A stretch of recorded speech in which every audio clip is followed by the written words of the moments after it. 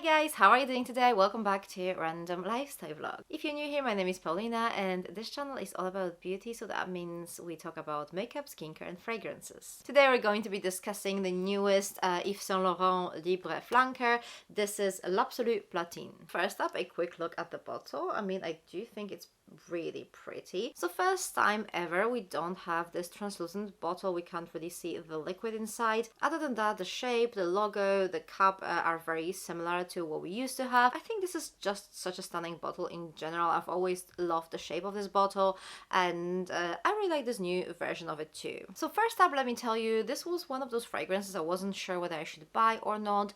I was afraid that this is going to be a little bit too masculine leaning, a little bit citrusy, so I wasn't sure. But guess what? I blind bought it and I actually ended up liking it a lot.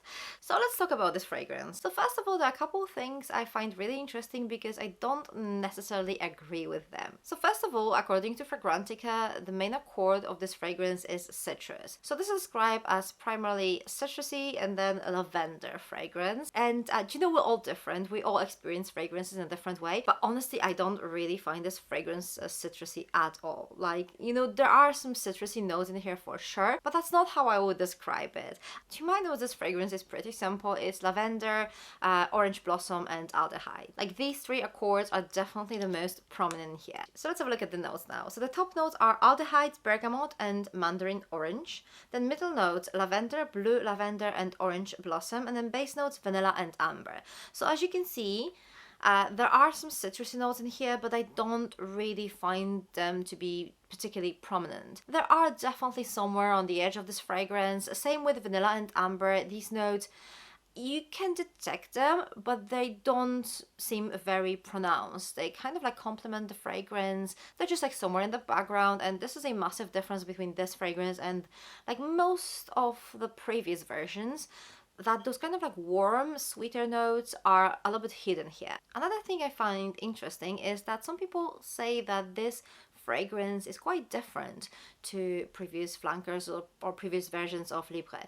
So much so that some people even say that this should be like a completely different fragrance.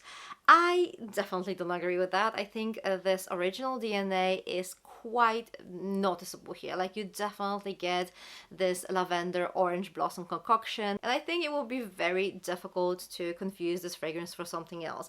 It is pretty obvious that this is Libre, and yeah, you can't really have any doubt here. The biggest difference between this fragrance and the previous versions, or like most of the previous versions, is that the previous scents are usually very warm and leaning feminine. This one is the opposite. This is like a very cold fragrance and it does lean slightly masculine.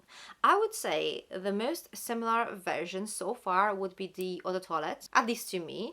I think this is a little bit like the Libre Eau de Toilette but on steroids, you know? I wasn't the biggest fan of their Eau de Toilette, but this one is good. Like, it just went one step further. It's like a very strong, potent fragrance. It lasts really well on skin and the clothes, and it is quite powerful. So this is one of those fragrances that will have a really good sillage. So I think it's brilliant. I wouldn't describe it as sexy, but it's more elegant, classy, but it is quite edgy as well. And because it's so strong, I would not necessarily say that this is office friendly. But if you want to make an impression, if you want to be noticed, then this is definitely one of those fragrances that will do it for you. To me, Libre fragrances are more of daytime fragrances, and this is no exception. This will be like a statement daytime fragrance. I also think this one will be a little bit more suitable for like spring and summer.